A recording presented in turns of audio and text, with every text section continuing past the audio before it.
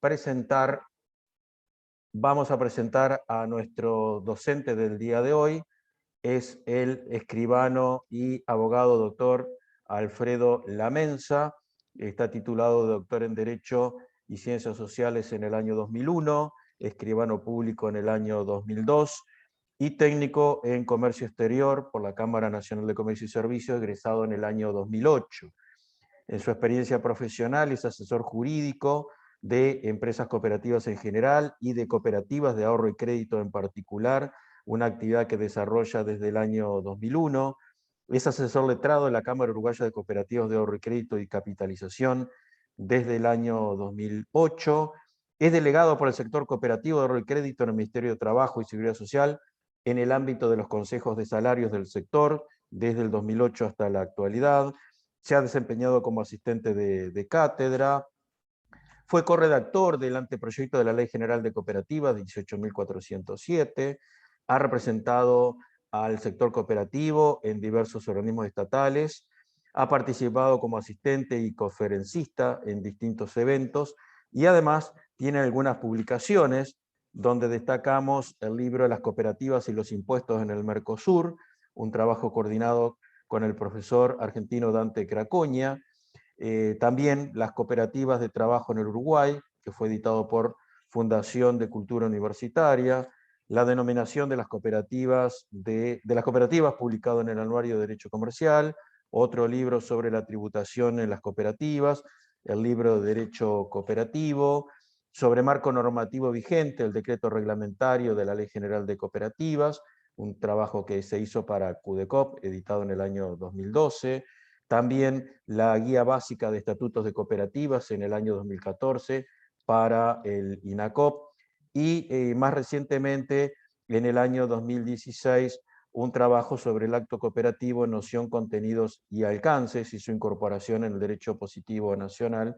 Y además participó en el trabajo sobre que se efectivizó, después se sintetizó después en el libro del Congreso Continental de Derecho Cooperativo que se desarrolló en San José de Costa Rica en el año 2019 y que fue publicado por Cooperativas de las Américas. Esto es una síntesis de lo que es la experiencia y la formación de Alfredo, así que vamos a estar muy bien acompañados y la idea de Alfredo es justamente tener un ida y vuelta permanente con todos ustedes.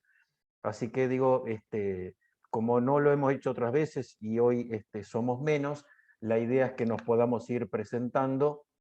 Así que en función de las personas que yo estoy viendo para aquí, le voy a pedir a Rubén Martínez si se puede presentar, básicamente el nombre y la organización a la cual está representando. Bueno, sí, Rubén Martínez, por las cooperativas de consumo, AFUC. Gracias, Rubén. Humberto Cardoso. CUDECO.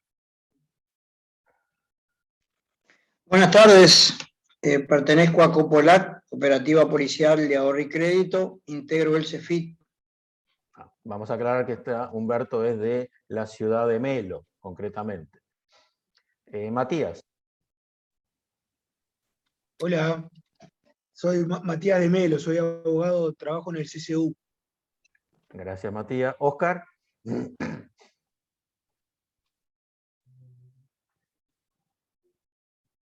Solo Oriental, cooperativa de vivienda en formación.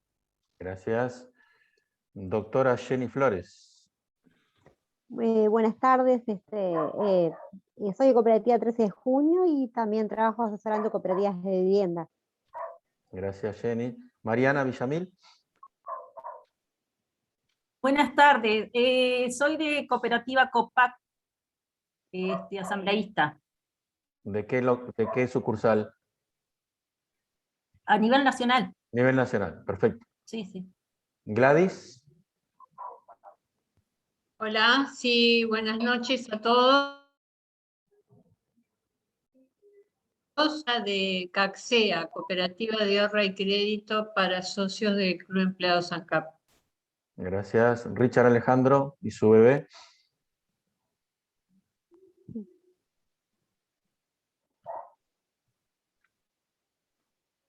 Tienes el micrófono apagado, Rich.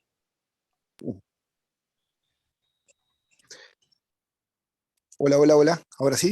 Ahora sí. Hola, bueno, soy Richard Alejandro. Estoy vinculada a algunas cooperativas de trabajo y hago la auditoría en alguna cooperativa de consumo del sector de ahorro y crédito. Gracias. Nora. Buenas tardes, Nora Piñón y de la cooperativa CACFIM de Maldonado. Bien, gracias. Alejandra. Hola, soy de Cooperativa Covidej, de Cooperativa de Viviendas. ¿De qué lugar?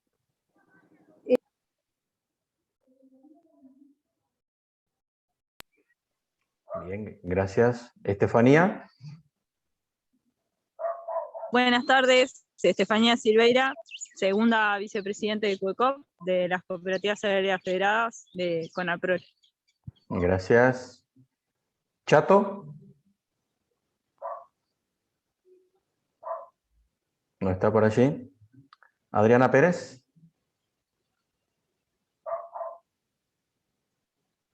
Y bueno, y nos acompaña también Viviana Silva, la referente nuestra en INEFOP. No sé si te quieres presentar, Vivi. Está tímida hoy. Bien. Activamos el micrófono, Alfredo, y comenzamos. Bueno, muchas gracias por la invitación y sin duda que a todos los participantes en este día que también hay otras actividades, también el agradecimiento por estar. Y un poco como decía Julio, la idea es, estoy viendo acá para ver si lo puedo ver,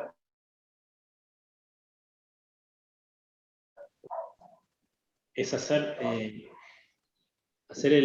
taller lo más participativo posible, o sea que no tengan ningún inconveniente en pedir la palabra, ya sea por el chat o por el micrófono. No sé si ustedes mismos pueden desactivar el micrófono, ¿verdad? Sí, sí, o me lo piden, levantan la mano y lo hacemos. O levantan la mano y piden la palabra a medida que vamos desarrollando, porque por lo que vi de la presentación, estamos muy bien representados, valga la redundancia,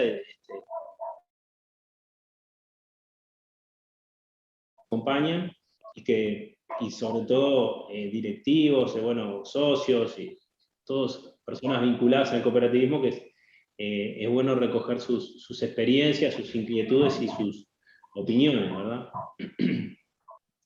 Esta charla se da en el marco o este taller en el marco de la negociación colectiva. Entonces, bueno, se nos pidió un poco hablar del marco jurídico específico de las cooperativas de usuarios, que recién Julio muy bien calificaba, como incluso un poco excluyendo, diciendo que son todas las que no son de trabajo, y eso es así, lo veremos un poquito más adelante. Y bueno, dentro de ese marco normativo vamos a ver un poco lo que es el marco cooperativo, muy sucintamente, porque ustedes ya lo saben y no es la idea de esta charla ponernos a desgranar la ley cooperativa, pero sí, bueno, ver algunos aspectos generales como marco, y después ver un poco la legislación sobre negociación colectiva, y después sobre todo la práctica, ¿no? Porque bueno, la normativa es importante conocerla, pero también es importante conocer los aspectos prácticos y las distintas alternativas o las distintas circunstancias que se dan según el tipo de cooperativas. Sin duda que hay una diferencia muy grande en la negociación colectiva de las cooperativas con respecto a otro tipo de empresas, eso ni que hablar, es una diferencia abismal, pero sin duda que también hay diferencias, no tan abismales, pero sí diferencias al fin, entre los modelos o modalidades cooperativas, básicamente entre usuarios y trabajadores, y dentro mismo de las cooperativas de usuarios hay diferencias en su regulación. Y bueno, dentro del marco jurídico específico, bueno, tenemos la Ley General Cooperativa, que como todos sabemos tiene una parte general que regula a todos los tipos cooperativos, y después va desgranándose o va dividiendo una regulación específica para cada clase. Algunas clases cooperativas tienen mayor regulación, otras menos, ¿no? Algunas prácticamente no tienen regulación y otras muchísimo, como por ejemplo vivienda. Y bueno, cuando hablamos de clases, la ley divide a las cooperativas en clases atendiendo a la cooperativa, cuál va a ser la actividad principal de esa cooperativa. Y bueno, y ahí tenemos, como decía Julio, de vivienda, de ahorro y crédito, consumo, agrarias, todas las distintas modalidades, y de trabajo, por supuesto. Obviamente, dentro de ese tronco común, dentro de esa parte general, dos aspectos fundamentales, dos columnas vertebrales, son los principios y los valores cooperativos, todos ustedes conocidos, que después los listaremos, pero no vamos a abundar sobre los mismos, pero que son los que hacen a la esencia del cooperativismo y lo que distinguen a una empresa cooperativa de uno que no lo es. De hecho, muchas veces en la práctica la propia auditoría interna, para distinguir en su contralor si está frente a una verdadera cooperativa o no, y bueno, lo primero que se fija es en la aplicación práctica de los principios y valores cooperativos. Eso es un dato de la realidad, o sea que cuando hablamos de principios y valores no es solamente un tema declamatorio o porque queda bien, sino porque realmente hacen a la esencia de las cooperativas. Que en definitiva, como dice ahí, son instrumentos de las personas para organizar la producción y distribución de bienes y servicios. Es decir, una definición muy amplia, muy genérica de cooperativas. Y bueno, ubicándonos en las modalidades, como decíamos hoy, tenemos, según el objeto del acto cooperativo, dos modalidades básicas, ¿no? Y diríamos que son las dos modalidades que hay, más una mixta, digamos, que son las de trabajadores. El objeto es proporcionar fuente de trabajo, o sea, el acto cooperativo de la cooperativa y el socio es justamente proporcionar esa fuente de trabajo, esa carencia laboral que tiene el socio y que logra llenarla con la cooperativa. Y después esa cooperativa de trabajo va a producir un bien o un servicio, pero ese bien o servicio que produce, a diferencia de las cooperativas de usuarios, se vuelca al mercado. Es decir, no es un bien o servicio para los socios en general, sin perjuicio que lo puedan usar, es un bien que está dirigido a venderlo en el mercado, ¿no? O sea, un servicio de la índole que sea, o un bien en particular. Y después tenemos las cooperativas de consumidores o usuarios, propiamente dicha, la terminología son sinónimos, digamos, desde el punto de vista jurídico y de la ley cooperativa, y ahí tenemos que son las que proporcionan bienes o servicios a los socios, ¿no? Sí, sin duda que una cooperativa de vivienda le está proporcionando un bien, un inmueble, una habitación al socio, y sin duda que una cooperativa de consumo le está proporcionando un servicio, lo mismo que una cooperativa agraria y demás. Entonces, ahí tenemos esa gran diferenciación de los dos tipos de cooperativa en función del objeto del acto cooperativo que realiza, ¿no? El acto cooperativo de una cooperativa de vivienda es brindarle vivienda al socio, de una cooperativa de consumo es brindarle el bien de consumo que quiera adquirir a un precio más bajo o mediante mayores facilidades, ¿no? Tratando de eliminarla en lo más posible de intermediación, o el lucro. Bueno, esa es, digamos, el objeto de una cooperativa de consumidores. Entonces, porque decimos de usuarios, pero también se le pueden denominar de consumidores. O sea que todas las cooperativas de usuarios, en definitiva, también llevan esa denominación, en un sentido amplio. Y bueno, esa cooperativa lo que hace es obtener del mercado bienes o insumos y los procesa, ¿no? A través de la contratación de trabajadores, o los genera a través del trabajo de personas que son verdaderos empleados dependientes de la cooperativa. Y en definitiva, el acto cooperativo o la actividad para la cual fue creada la cooperativa es justamente el brindarle al socio el bien o servicio al que se dedica la cooperativa. No sé si hay alguna duda por acá en esta diferenciación que nos parecía importante para poder ubicarnos en la temática.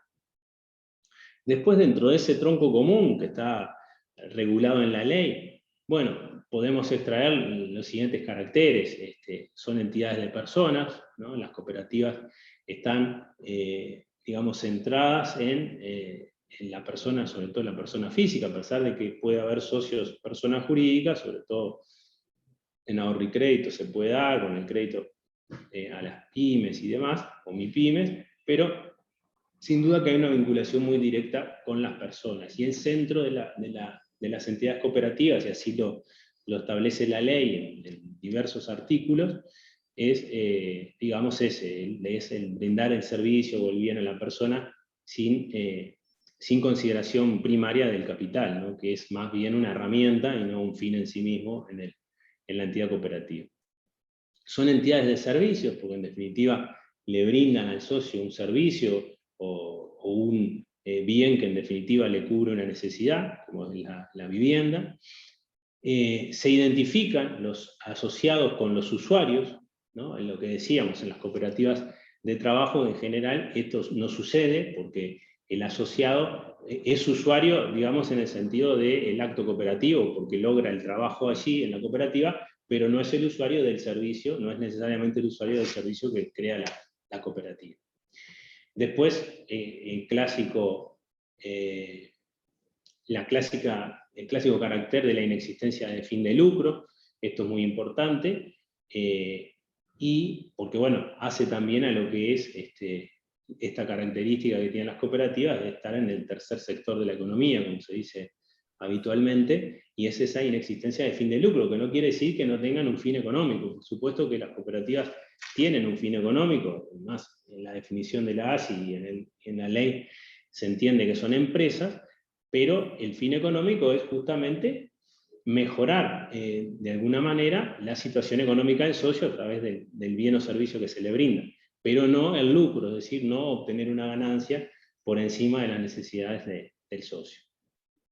Son entidades privadas, las cooperativas, esto es bueno recalcarlo, en nuestro país nos parece muy claro, pero en otros países no tanto, ha habido mayor incidencia del Estado en las cooperativas, entonces esa digamos, diferenciación nítida entre entidades privadas y públicas a veces no se da tanto, y mismo en nuestro país muchas veces las autoridades públicas, como las cooperativas en general, o en muchos casos tienen ciertos beneficios, sea fiscales o de otra índole, o son miradas con mayor benevolencia, incluso la ley las declara de interés a las cooperativas, se tiende a creer que o a diluir un poco ese carácter de entidades privadas, pero realmente son entidades privadas, y eso también tenemos que resaltarlo porque es parte del autogobierno que tienen estas entidades, que tienen las cooperativas.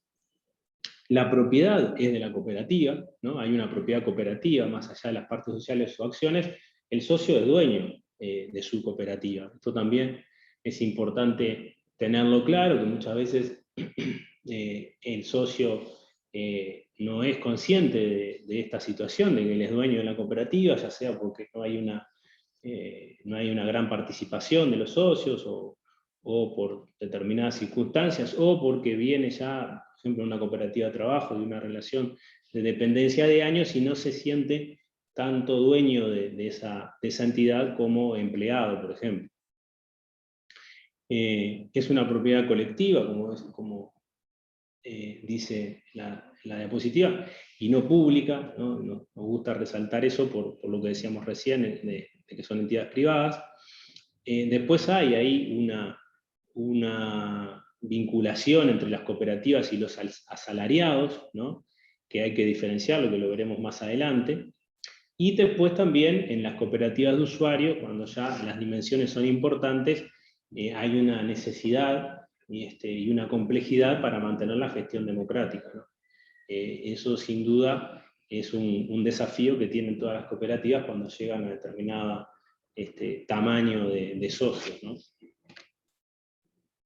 Después nos parecía importante resaltar el concepto de cooperativa que da la ley en su artículo 4, que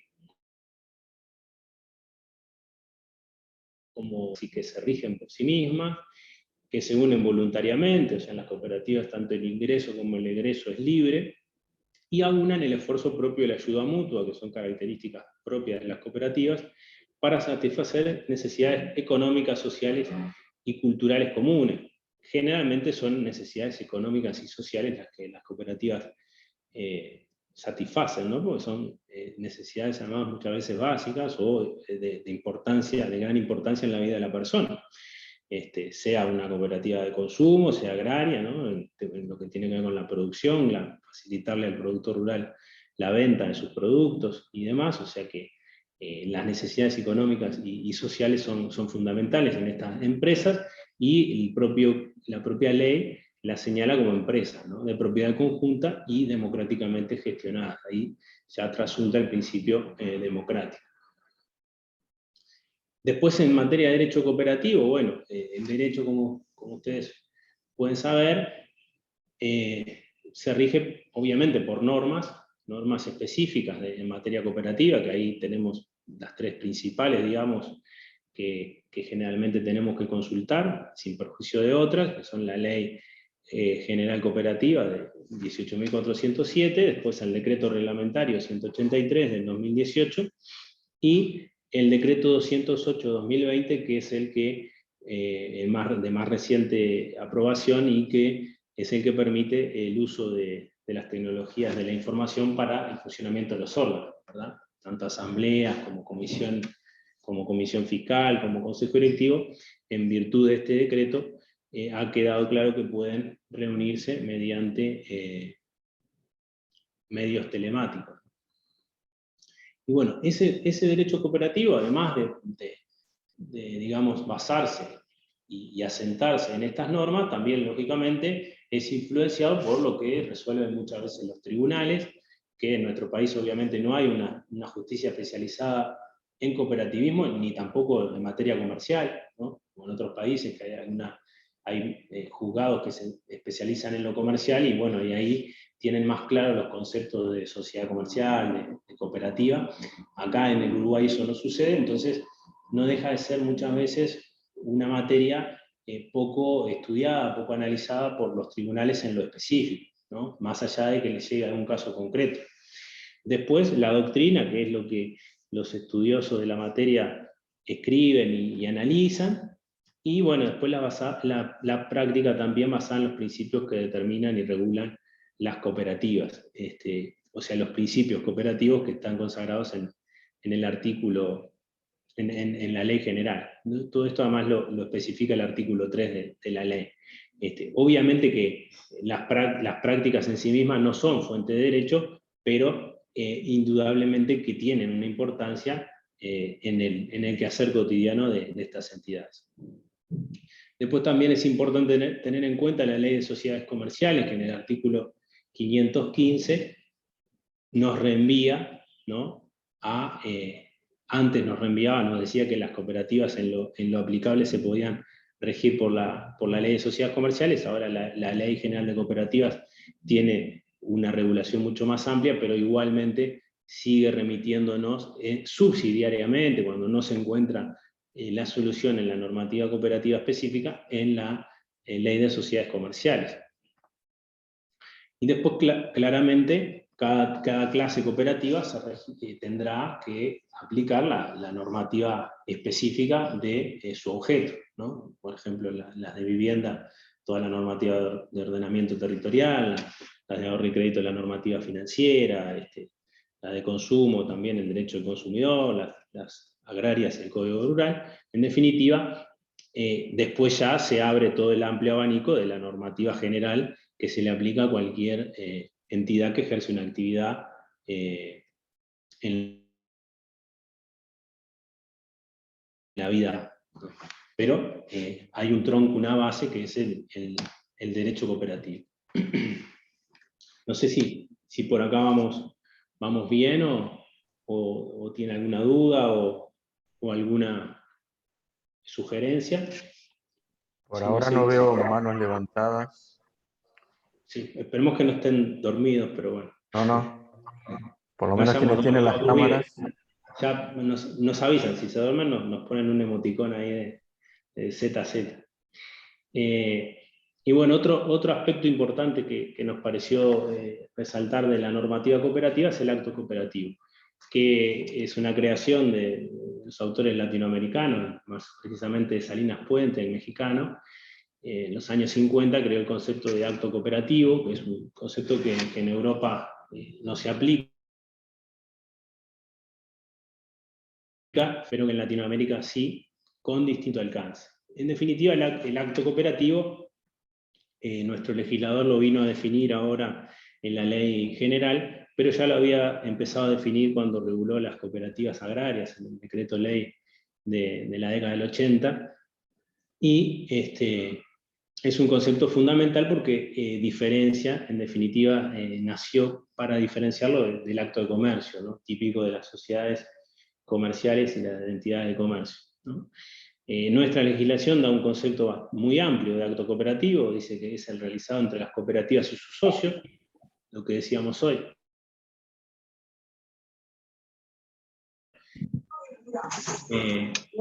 Lógicamente está cumpliendo un acto cooperativo.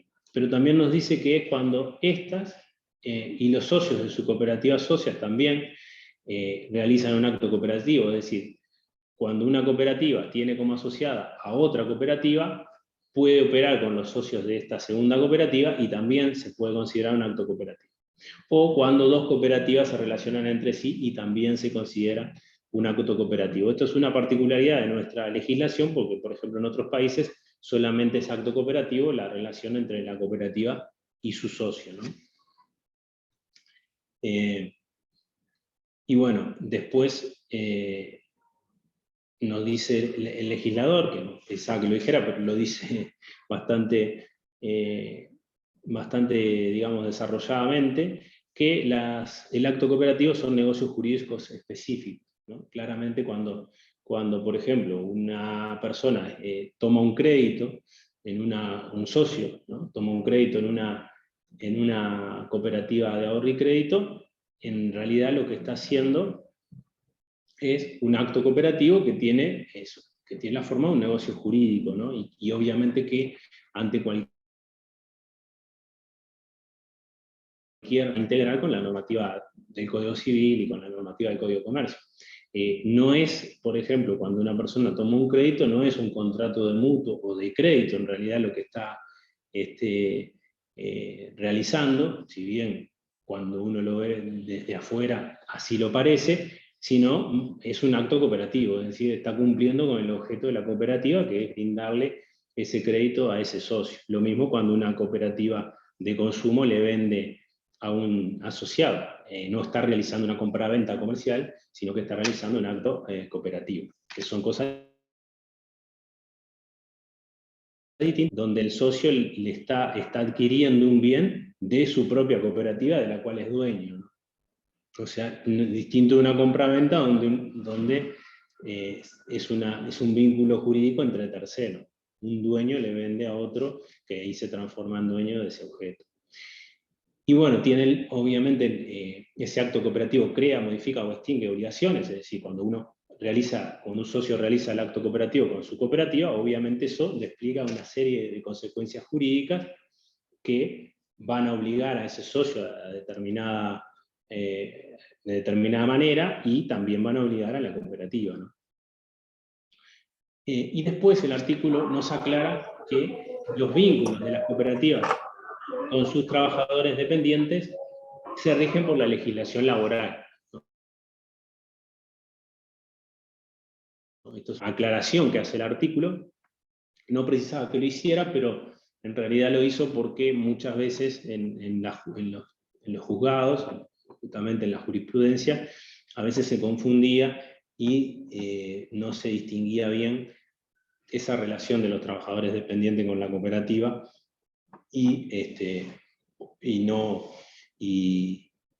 se establecía realmente a veces la legislación laboral, o se llevaba esa legislación laboral a socios de las cooperativas que no eran trabajadores, sino que eran socios, que podían trabajar en ella, pero eran socios, por ejemplo, una cooperativa de trabajo. Y eso nos lleva, ya entrando más, saliendo de la base, digamos, cooperativa o normativa cooperativa muy rápidamente, porque no vamos a abundar sobre eso, pero lo necesitamos como base para ir a la negociación colectiva en materia cooperativa. Vamos recorriendo el camino y nos encontramos con lo que decía recién la norma, que hay vínculos laborales y hay vínculos estatutarios, o podemos llamar políticos también en las cooperativas, ¿no? Por ejemplo, en las cooperativas de usuarios, muchas veces la cooperativa, para cumplir con sus fines, precisa la actividad de verdaderos empleados, ¿verdad? Por ejemplo, una cooperativa de consumo, pongamos por caso, un empleado de comercio, o un cajero, o un administrativo, ¿no? Lo mismo en cualquier otro tipo de cooperativa. O sea que esa persona, si bien puede ser socio de esa cooperativa, se está vinculando principalmente o también por un vínculo laboral. Es decir, yo puedo ser empleado de una cooperativa de consumo, ¿no? Puedo ser socio de esa cooperativa de consumo también. Va a ser el vínculo jurídico que prevalezca, ¿no? Y que tengamos que atender. Y por el otro lado, va a haber socios que van a integrar órganos políticos, los órganos de la cooperativa, todos lo conocemos, la Asamblea General, que también puede ser Asamblea de Delegados. Vimos que hay una compañera acá que integra una Asamblea de Delegados, bueno, es un órgano de la cooperativa. El Consejo Directivo, la Comisión Fiscal, las comisiones auxiliares, son integradas por socios. Y muchas veces esos socios, muchas veces no, siempre realizan una actividad, ¿no? Que si uno la ve de afuera muchas veces puede parecer una actividad laboral. O sea, es una actividad laboral en definitiva, porque muchas veces ser directivo de una cooperativa da mucho trabajo, pero no es un vínculo laboral desde el punto de vista de la legislación laboral. Pero muchas veces también ese vínculo es confundido, a veces sin querer y a veces exprofeso, y termina esa situación ventilándose en los juzgados, y los juzgados son llamados a resolver, ¿no? Pongamos por caso, vamos a suponer, en una cooperativa de usuarios, ustedes saben que las cooperativas pueden tener comisiones auxiliares. Bueno, puede haber una comisión auxiliar para cualquier actividad que decida el Consejo Directivo.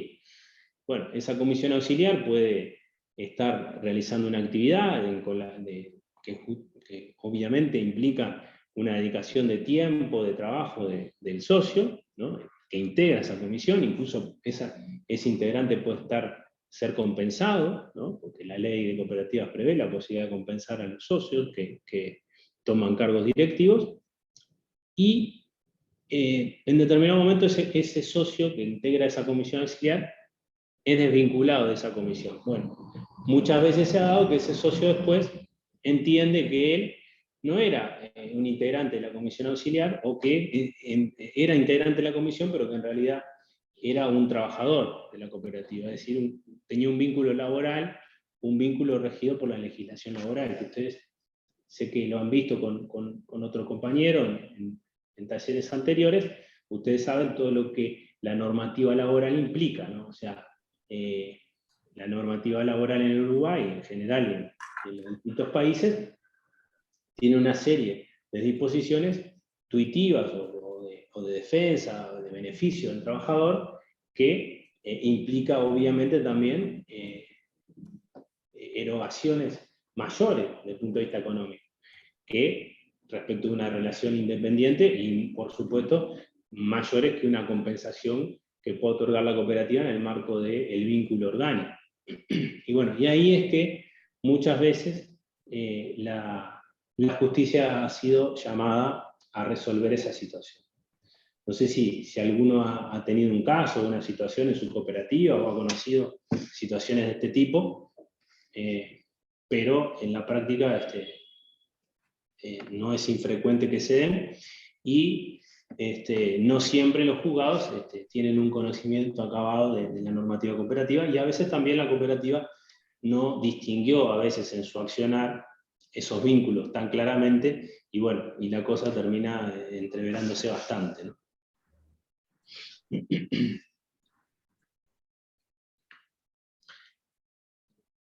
Después, Y a partir de lo que hablábamos hoy, tenemos las especificidades de las cooperativas. Es decir, cuando vamos a la negociación colectiva o a negociar en representación de una cooperativa, tenemos toda esa mochila atrás, que por un lado nos favorece porque nos da todo un cúmulo, digamos, social y de valores a favor, pero también, por otro lado, nos marca una manera de negociar y una manera de plantarnos frente a la negociación colectiva, ¿no? Ahí yo recuerdo ahí los valores cooperativos de ayuda mutua, responsabilidad, democracia, igualdad, equidad, solidaridad, honestidad, transparencia, responsabilidad social y preocupación por los demás. Con todos esos valores vamos a negociar a la mesa de negociaciones de que se trate, ya sea una negociación colectiva, que es obviamente para el ámbito laboral, con respecto a los vínculos laborales que tenga la cooperativa, o una negociación con un proveedor de la cooperativa. Principios cooperativos también, los principios sin duda que influyen en la negociación, en el planteo de la negociación, ¿no? Sobre todo el de gestión, control y gestión democrática. Cuando vamos a negociar, muchas veces antes, después y durante hay deliberaciones en la cooperativa para ver cómo nos plantamos, para ver qué vamos a solicitar, de qué manera. Hay toda una deliberación que en una empresa, digamos, no cooperativa no se da. O sea, ahí es el dueño de la empresa, o los accionistas, o un grupo pequeño minoritario que decide en una mesa chica todo. En cambio, en la cooperativa, la decisión de todos los socios es importante. Y ahí, bueno, hay que diseñar estrategias internas para poder cumplir y que haya una buena participación en la negociación, para que a su vez después la negociación sea bien recibida por los propios socios, ¿no? A quienes estamos representando, pero a su vez también manejarlo de una manera, digamos, que no perjudique, ¿no? la negociación. Es decir, tampoco se puede filtrar información que después en la mesa de negociaciones puede jugar en contra. Bueno, después, la autonomía, la independencia, la educación, capacitación, la cooperación y el compromiso con la comunidad también es otro principio que obviamente incide en la mesa de negociación y en la negociación colectiva. Vale decir, del otro lado, el grupo que se va a sentar a negociar frente a la cooperativa sabe que la cooperativa tiene que respetar determinados valores, o debe saberlo, el compromiso con la comunidad, el control y gestión democrático, los principios y también los valores que decíamos hoy. Entonces, esas especificidades, ¿no? Los principios y valores cooperativos, la organización democrática, esa organización democrática que también genera pujas políticas internas, que son lógicas y normales, porque al ser organizaciones democráticas puede haber, y es sano que así sea, distintas orientaciones. Bueno, esas distintas orientaciones también van a influir de alguna manera u otra en lo que va a ser el camino de la negociación que emprendamos con un tercero. A su vez, esas negociaciones, nosotros tenemos estos valores y estos principios, pero están insertas en una lógica de otra índole, ¿no? Una lógica más capitalista, más de intermediación, más de poder y de relaciones de poder y de capital, y ahí es donde igualmente nosotros vamos a tener que insertarnos y negociar, y además nos van a poner el rol, en ese caso, de empleadores, y entonces tenemos que asumir también ese rol, que en algunas cooperativas es más fácil y en otras es más difícil. Por ejemplo, pensemos en una cooperativa que nace de una empresa recuperada, donde generalmente son todos trabajadores que siempre fueron dependientes. No es fácil que después se sientan cultural e individualmente, de un día para el otro, dueños de la empresa y se sientan empresarios. No es tan fácil. Una cosa es decirlo, otra cosa es en la práctica. Incluso alguna vez se ha dado en la práctica que trabajadores, socios trabajadores, le han hecho paro a su propia cooperativa. Y eso que parece una contradicción tiene esa explicación, ¿no? A veces en la propia génesis esa institución. También tenemos el caso de que no hay herramientas de negociación específicas para las cooperativas, ¿no? Si uno busca, no hay. No es que un grupo de estudiosos del cooperativismo generaron unas herramientas y unas maneras de negociar desde el punto de vista del cooperativismo, pero sí hay, después veremos algunos métodos de negociación que se adaptan muy, entiendo yo, de muy buena manera a lo que son esas características o esas especificidades que vemos de las cooperativas. Y después, bueno, las cooperativas tienen diversos actores, con distintos roles y jerarquías, obviamente. Tenemos los directivos, tenemos órganos sociales. Los directivos, por ejemplo, los miembros del consejo directivo tienen una responsabilidad y una incidencia muy grande en la dirección y en la guía de la cooperativa, pero el órgano principal de una cooperativa es la asamblea. Entonces, tampoco es que siempre ellos puedan tener la última palabra. Eso también a veces puede quitarles relevancia o puede generar ruidos en la negociación. Después también las cooperativas tienen sus socios, trabajadores, vínculos con organismos públicos, clientes. Todo eso hace una diversidad de actores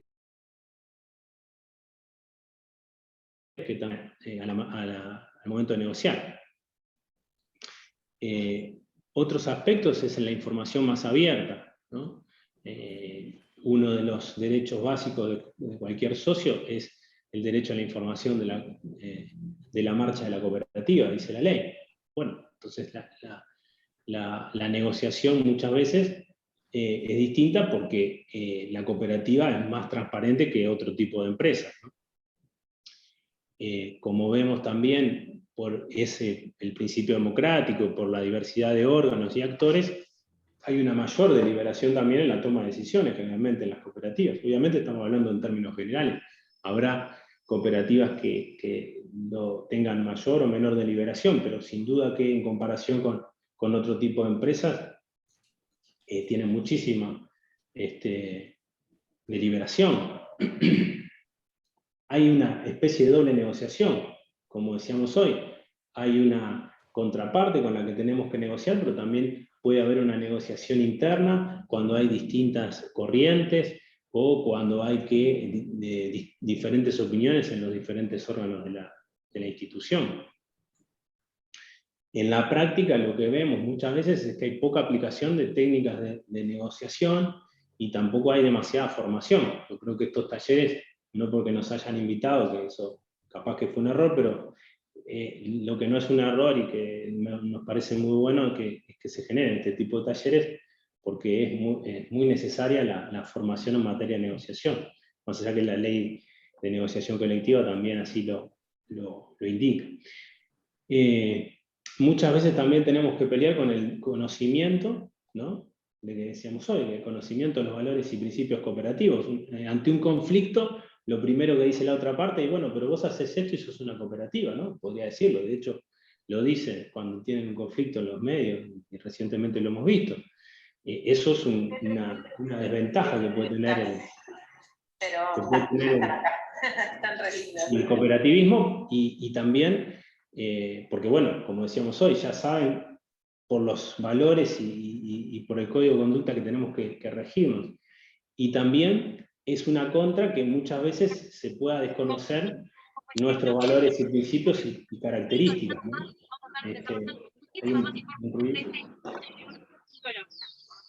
Hay un ruidito ahí en la...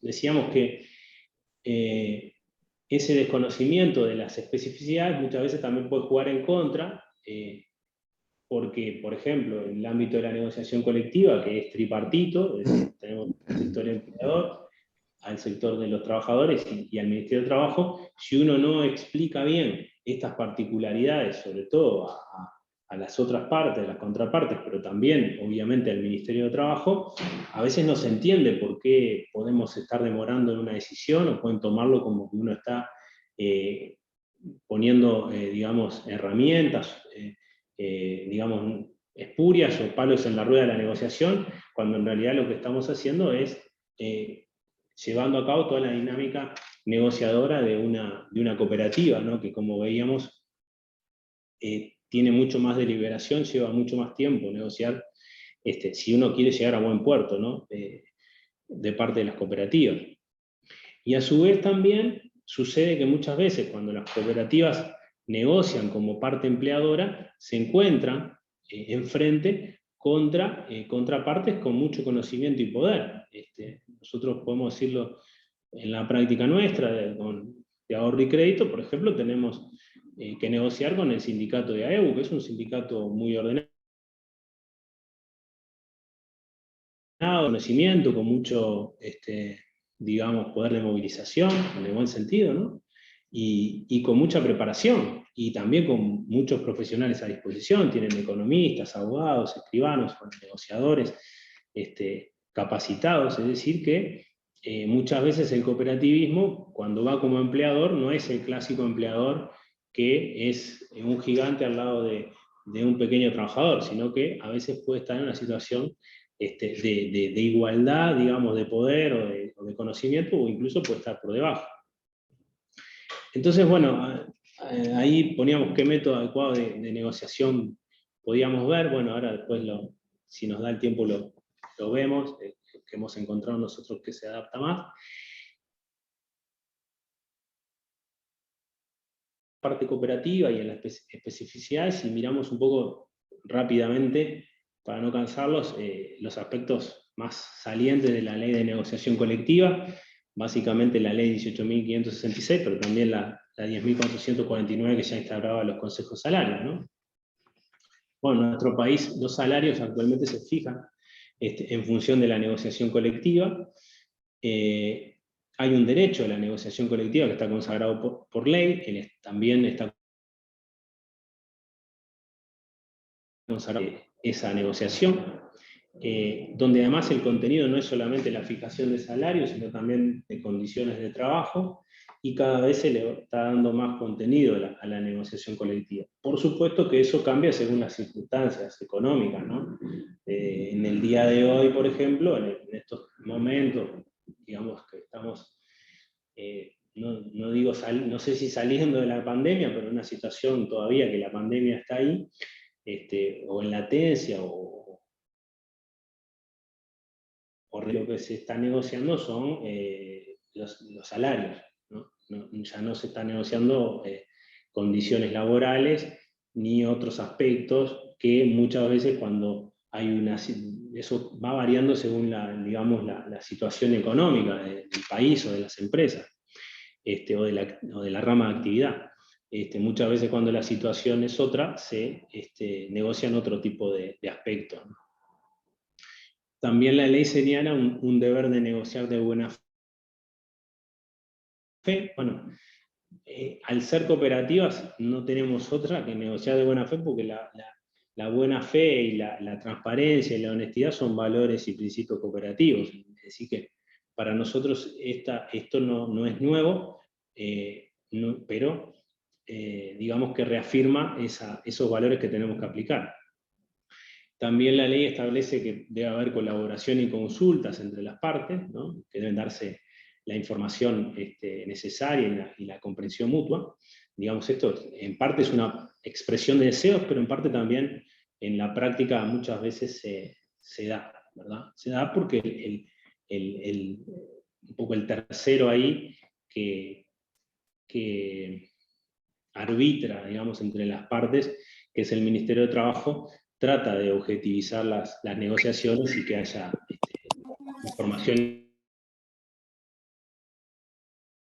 Lo que muy adelantamos también, que tiene que haber una formación para la negociación, ¿no? En todos los niveles las partes deben tratar de capacitarse y sobre todo capacitar a sus negociadores con una formación adecuada, porque bueno, eso es sano para todo el sistema, ¿no? de negociación colectiva. Después, claramente, para la prevención y solución de conflictos, ahí es el Ministerio de Trabajo el competente, que generalmente es a través de los consejos de salario. Ahora veremos, si nos da el tiempo, los niveles de la negociación colectiva.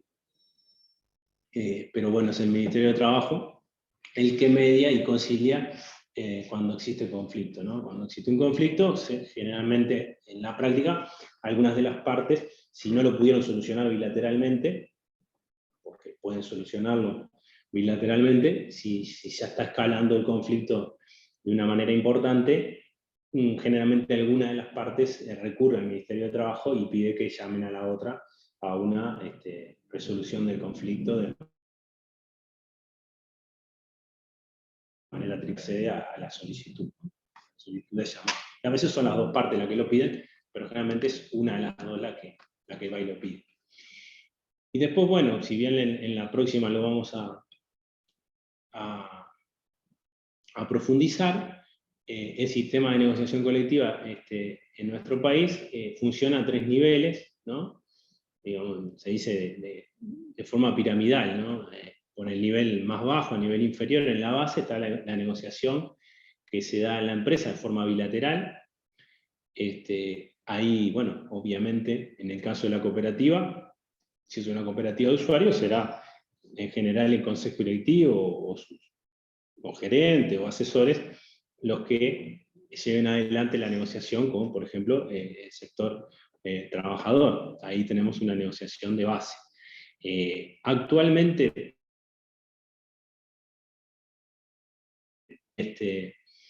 consejos de salario es que esa negociación de base sea más que nada para cuestiones puntuales, de conflictos muy puntuales, y no se dé tanto para el tema salarios y categorías y demás, porque eso ya va a ir resuelto por el consejo de salario respectivo, ¿no? Que es el nivel intermedio, ¿no?, de negociación. Ahí vemos que en la diapositiva hay 2 ámbitos, los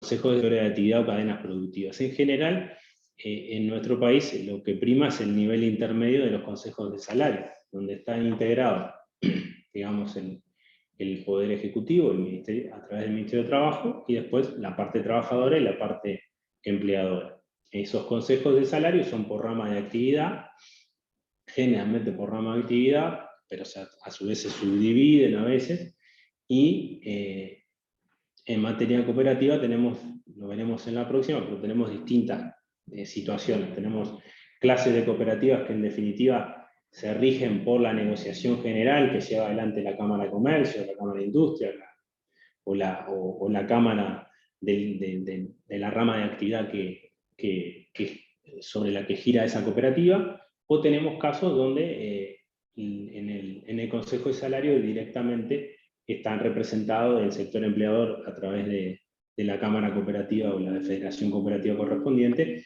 y el sector trabajador. O sea que están esas 2 situaciones, ¿no? Obviamente, donde hay una representación, digamos, de la federación cooperativa, hay una incidencia muchísimo mayor de las entidades cooperativas en esa negociación, que ya, digamos, la federación negocia directamente y no tienen que las cooperativas del sector tomar, digamos, una negociación que les es ajena o que les viene dada por una cámara comercial o por una cámara de industria. Y después tenemos el nivel superior, que es el Consejo Superior Tripartito, que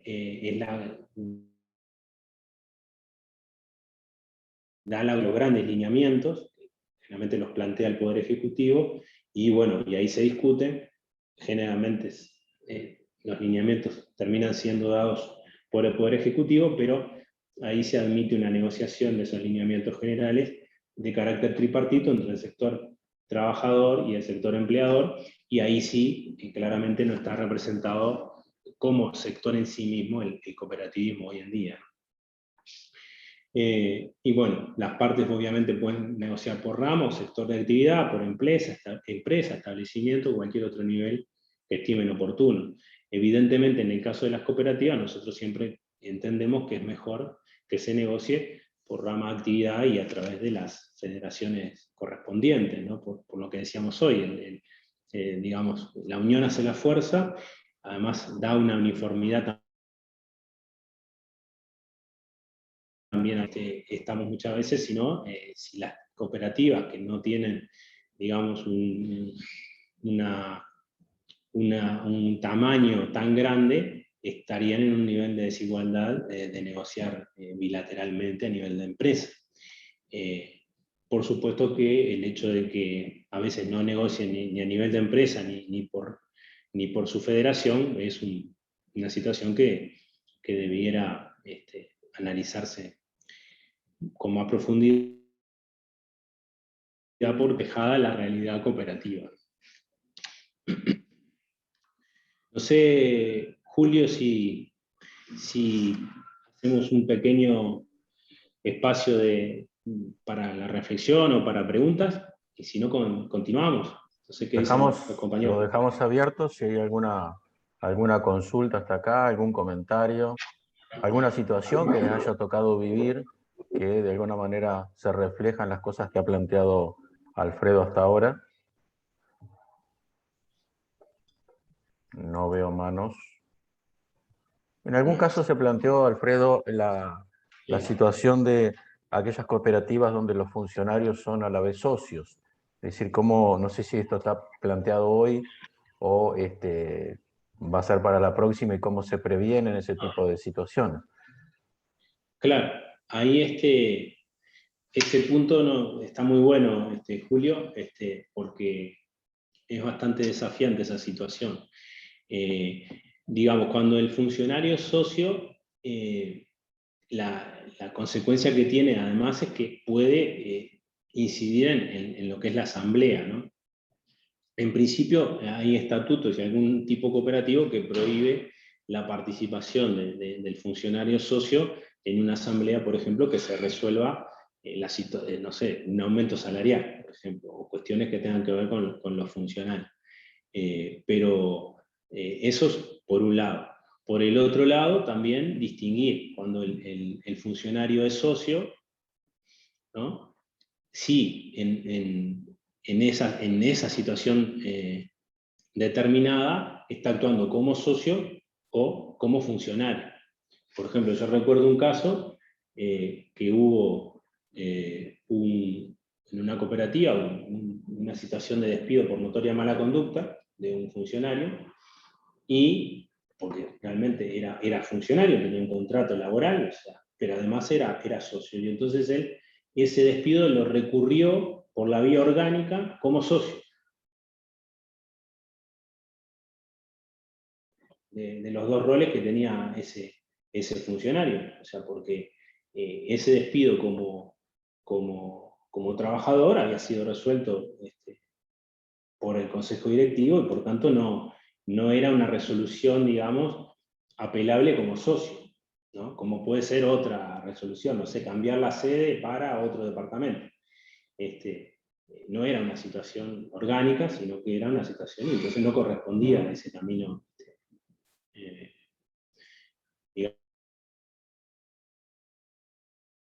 vamos a decir. Veo que Estefanía levantó la mano. Hoy está en una locación mucho más linda para nosotros, porque veíamos el campo, el verde. Bueno, ahora está más como en su casa ya. Ya me puse en modo oficina, sí. Gracias. No, ahí justo se habían escapado unos terneritos y no se podía postergar, por suerte con internet y todo. El paisaje estaba muy lindo, daban ganas de ir. Es precioso, es precioso. Terminó siendo una buena negociación con los terneros. Bueno, sí, estábamos negociando antes, pero bueno. No, hablando medio no más en serio, pero en realidad tiene bastante que ver con esto. Una de las cuestiones que traía en la presentación, de que justamente la dinámica de las cooperativas es un poco bastante menos ágil por lo general que el resto de las empresas, y eso en las negociaciones se nota y se hace pesar, justamente lo andan cinchando a uno de que tome la decisión, y en realidad realmente quiere que sea participativa. En particular, sobre todo en la parte de las cooperativas cerealeras, es que tenemos una participación importante, y seguro, las cooperativas que integran CAF son bastante variadas, tanto el porte como la dinámica con los empleados, entonces la negociación pesa distinto para cada una, y unas con sindicatos más fuertes que otras, y también la manera en que están los directivos cerca, justamente. Sabemos que para ciertos temas vamos directo con el gerente y podemos tener una resolución rápida, y hay otros que tenemos que esperar a que se lo comuniquen a la directiva, y la directiva resuelva, y de allí, y probablemente lo que dicen, y por lo general lo que dicen es que acompañan a lo que diga la mayoría, como que en esa voluntad de no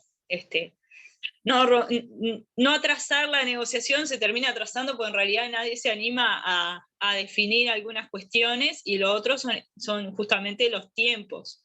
Por lo general, por lo menos mínimo una semana entera te lleva a recabar la información de todas las cooperativas para trasladarla después a la mesa. También la representación la tenga el abogado letrado especializado en el tema y un representante político. Pero también él tiene que conocer la dinámica de todas las cooperativas, y por lo general las negociaciones son sobre la zafra, y allí justamente nos pesa mucho lo que son los ciclos biológicos, y si te llegan a hacer se llega a complicar una negociación en plena zafra de la soja y se viene una lluvia, en realidad, si bien estamos hablando y negociando sobre las cooperativas cerealeras, pero lo que pesa y la información que tenés que recabar es cómo van con la cosecha los productores de base. Entonces, toda esa complejidad, por lo general, nosotros no la tiene, y toma las decisiones bastante más rápido, y el cálculo es bastante más simple porque influyen menos cuestiones, y además son empresas de otro porte todavía, que ni todas las cooperativas juntas llegamos. Y bueno, son justamente complejidades que desde el ministerio por lo general no se ven, no se visualizan, y que las cooperativas las tratamos de resolver o llegan a la mesa, y bueno. También es cuestión de ir haciendo la gimnasia e irse capacitando, ni que hablar, ¿no? Sí. Gracias, Estefanía. Antes de darle la palabra o a la consulta a Gladys, no sé, Alfredo, algunos comentarios acerca del... Es muy, muy rico lo que planteó Estefanía, porque justamente planteó la práctica de lo que es, por ejemplo, en materia de cooperativas agrarias, y toda esa problemática que hablábamos recién, y ella la puso, digamos, en acción, digamos. Planteó una que quizás yo no planteé demasiado, pero que creo que también implícitamente estaba en lo que Estefanía decía, que era el tema de los representantes. Muchas veces sucede que el hecho de que los directivos tengan que sentarse en la mesa de negociación, y a veces son negociaciones bastante rudas, digamos, al principio, ¿no? A veces no ayuda a eso, porque, por ejemplo, a nosotros nos pasó en la práctica que, pongamos por caso, acompañaba o iba a negociar el directivo de la cooperativa X, y entonces lo que hacían era pegarle a la cooperativa X. O sea, que después, si el directivo asumía en la negociación después las consecuencias, pero no por maldad, sino naturalmente, muchas veces se identificaba a esa posición dura con la cooperativa X. Y eso no está bueno, ni es lo deseable. Y a veces también le genera al propio directivo una disyuntiva de qué tiene que hacer en su cabeza, si defender el colectivo poniendo en riesgo a su propia cooperativa, o defender a su cooperativa, no entonces ese tipo de situaciones me parece que hay que tratar de evitarlas. Después está lo otro, lo que también decía Estefanía, de conocimiento de estos tiempos que genera, que siempre tienen las cooperativas para resolver, pero que es natural y es sano que así sea, porque además no nos olvidemos que en una negociación no solamente tenemos que convencer a la contraparte y llegar a un buen acuerdo, que sea, digamos, llevable y que sea aceptable para los dos que estamos en la mesa de negociaciones, sino que después además tiene que ser aceptable para nuestros, y principalmente para a quienes representamos, ¿no? Porque podemos hacer un acuerdo precioso con la contraparte y después llegar a la federación y nos dicen, pero ¿qué firmaron? ¿No? Entonces esa gimnasia y esa dinámica interna en las cooperativas no la podemos obviar, o sea, no tenemos manera de evitar eso, y la única manera, lo que hemos encontrado nosotros, es explicar y hacer esa, digamos, el trabajo y explicándonos que nosotros tenemos nuestros tiempos para negociar y que además teniendo resultados, es decir, teniendo nuestros tiempos, pero después llegar a una negociación exitosa o a una baja conflictividad en el sector. Pero bueno, eso evidentemente, que también lo planteaste también, lleva tiempo, ¿no? Porque lleva tiempo que conozcan las partes, porque ¿qué pasa? Una técnica muy común en la negociación cuando uno está de mala fe es tirar la pelota para él. Aunque no fuera una técnica, aunque no lo estemos utilizando como técnica, igual la otra parte se empieza a poner nerviosa, ¿no? Cuando uno va, yo me acuerdo al principio nos decían, bueno, pero ustedes a qué vienen si no resuelven nada, o sea, no tienen poder de decisión. Bueno, ahí era que explicábamos toda esa dinámica, porque claro, si no del otro lado te dicen, bueno, pero estás acá y en definitiva yo te hago un planteo y vos no podés decir ni que sí, ni que no, y bueno, es esa un poco la docencia que hay que hacer y bueno, y explicar. Y después del aporte de Estefanía que nos puso en práctica con las cooperativas agrarias. Y ahora está Gladys, que levantó la mano también y que nos va a hacer su aporte. Adelante, Gladys. No, yo lo que veo que en algunos casos, en algunas ramas de cooperativas, hay como una confusión de roles que perjudica la negociación, porque hay personas que son funcionarios de unas cooperativas, son consejos delegados sindicales, o sea que tienen todos los roles en una negociación. Entonces, eso me parece que entorpece y que como que no hay no hay una reglamentación para eso. O sea, hay personas que tienen los 3 roles en una misma negociación. Alfredo. Sí, esa situación que señala Gladys, obviamente que no es la deseable, ¿no? Ahí la propia persona debiera autoexcluirse porque, bueno, en definitiva está levantando el centro, o cabeceando y cobrando el gol, como decimos habitualmente, ¿no? Realmente la negociación siempre es conflicto de intereses, ¿no? O sea, uno negocia con una contraparte porque tenemos algo en común, pero también tenemos intereses contrapuestos, en definitiva, porque si no, no estaríamos negociando, nos dábamos la mano y punto, y festejábamos. Si negociamos es porque tenemos intereses contrapuestos, y si tenemos intereses contrapuestos es porque una misma persona no puede asumir 3 roles a la vez. Ahí comparto con Gladys lo que dice. De alguna manera habría que ver, obviamente la ley de negociación colectiva no establece nada al respecto, sí establece que hay que negociar de buena fe, ¿no? Entonces, bueno, ahí habría que ver si hay buena fe, no hay buena fe, o la persona no se da cuenta que está asumiendo todos esos roles, pero sin duda que el conflicto de interés no es defendido por la ley, o sea que de alguna manera no es una situación del todo lícita, digamos, ¿no? Creo que puede llegar habría que ver el caso concreto, pero puede llegar a tener unos límites con la ilicitud, ¿no? Por lo que decíamos recién. No tengo más manos levantadas, no sé si hay algún otro comentario, alguna otra pregunta. Creo que todavía queda un pedacito. Sí, Estefanía. El último estaba muy sobre el partido. Pero justamente volviendo a la representación y cuando mencionabas varias partes del proceso, se me venía a la mente justamente la complejidad de la cooperativa, que en realidad, si bien la cooperativa como sí tiene una forma jurídica, y en realidad en la relación laboral, por lo general, cuando se ve dañado alguna de las partes, por lo general se trabaja sobre todo la parte del trabajador y no tanto del empleador. Un ejemplo que tenemos de la casuística y que termina siendo bastante clara en realidad la resolución, es en el caso de cuando la ANPL, la Asociación Nacional de Productores de Leche, demanda al sindicato de Conaprole por la pérdida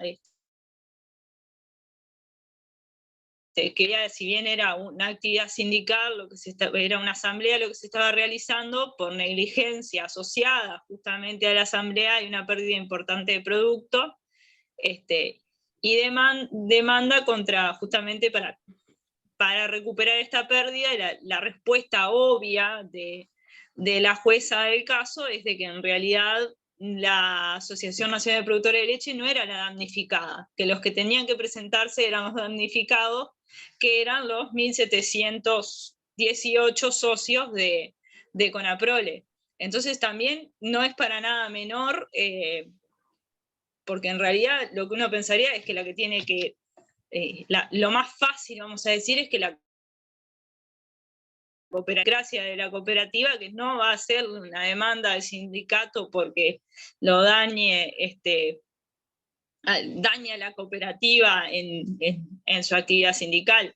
Ahora, también es difícil que vayan a organizarse los 1.700 socios, o en el caso de la cooperativa que fuera, todos los socios de la cooperativa, para presentar una demanda. Y es como, ahí entiendo que hay una complejidad particular de las cooperativas, de que justamente como organización que somos, hay cuestiones en las que no nos es tan fácil defendernos, porque quedamos como en ese gris de que no nos gusta ser malos, pero para que sean parejas las cosas tenemos que organizarnos demasiado, terminamos estando algo desprotegidos, o en realidad realmente la legislación no prevé esas particularidades de las cooperativas.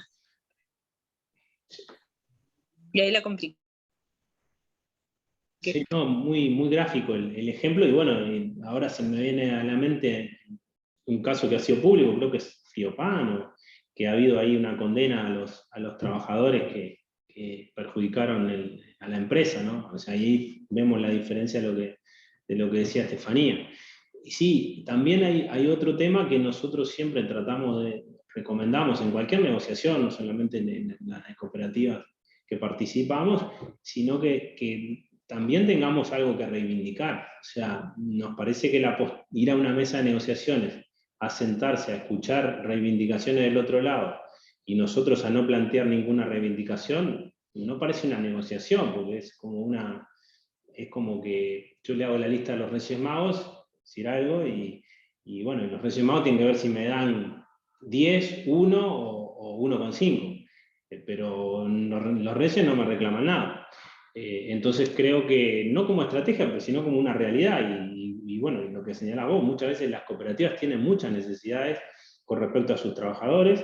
Por ejemplo, lo que vos decías recién, el tema de los ciclos productivos, o sea, llamativamente muchas veces hay problemas sindicales cuando en plena zafra, ¿no? Cuando evidentemente la negociación ahí es muy difícil, porque si me pongo a negociar pierdo tiempo y pierdo la producción o parte de la producción, o no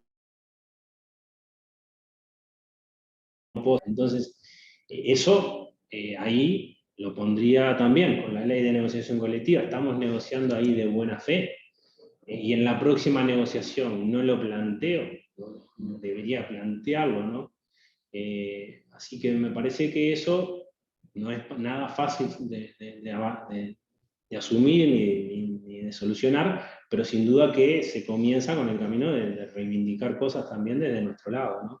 No para contraponer, sino para que realmente se vea como una negociación, no como meros pedidos. Pero muy buenos los ejemplos, Estefanía, la verdad. Gracias. Si uno se manejara con la doctrina pura del cooperativismo, capaz que debería plantear de que lo ideal es negociar en el nivel inferior, es decir, sin necesidad de recurrir a otros estamentos. Pero lógicamente que esas cosas En la teoría están muy bien, pero en la práctica después generalmente no ocurre y terminamos negociando como si fuéramos empresas comunes y corrientes. Entonces yo creo que ahí está otra de las complejidades, ¿no? Porque se supone que si todos estamos en una cooperativa debiéramos tener una forma de pensar determinada y nuestras propias reglas, pero después usamos las reglas de otros. Claro, eso también se da, y también para complejizarlo más, se da en el contexto de empresas cooperativas que están compitiendo con otras empresas. Entonces, y que además la parte salarial es un aspecto muy importante de la competitividad de la empresa cooperativa o de cualquier empresa. Entonces también, si uno negocia descolocado de lo que está haciendo la competencia no cooperativa, también a la corta o a la larga va a tener un problema de competitividad y ya ni siquiera va a ser viable la cooperativa. Entonces, yo creo que es un poco, lo decís también ahí, Julio, implícitamente, muy difícil negociar en el plano de empresa cooperativa aisladamente. Además de lo que decíamos hoy, que muchas veces el sindicato tiene más fuerza que la cooperativa. Creo que en el caso que señalaba, en muchos casos que señalaba Estefanía, también eso es claro. Entonces, y sin embargo el chip digamos, de los organismos públicos que actúan en esto, sea Poder Judicial o sea también Ministerio de Trabajo, muchas veces puede ser naturalmente, porque además tenemos un río de tinta escritos al respecto, que la parte débil de la relación laboral es el trabajador. No, pero eso no es en todos los casos. Y bueno, pero para eso hay que micromirar lo que es el cooperativismo. Y van a ver que no es así. En muchos casos, del otro lado hay una digamos, organización sindical muy fuerte, y está bien que así sea, pero no se da esa situación de un gigante empleador frente a una organización sindical débil, ¿no? Pero bueno, eso es parte de todas estas complejidades que estábamos hablando. Alfredo, creo que te quedaban algunas diapos y nos quedan 10 minutos. Sí. Voy a... A ver, estamos sí, estamos en la... compartir pantalla. Acá esta la voy a pasar un poquito por alto. Y simplemente, acá yo no me veo el título. Simplemente para dejar pensando un poquito nomás, o para redondear lo que veníamos, ¿no? Vimos lo que era la normativa cooperativa, muy sucintamente, un poco la cooperativa.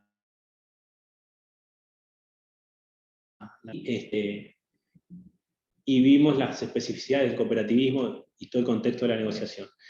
Y bueno, en definitiva, en la negociación hay tres aspectos básicos que tenemos que lograr, que es conducir a un acuerdo, que debe ser sabio y prudente, dice la doctrina, es decir, debe ser un acuerdo que nos deje satisfechos, que nos sirva y que nos genere una situación, digamos, de estabilidad al presente y a futuro.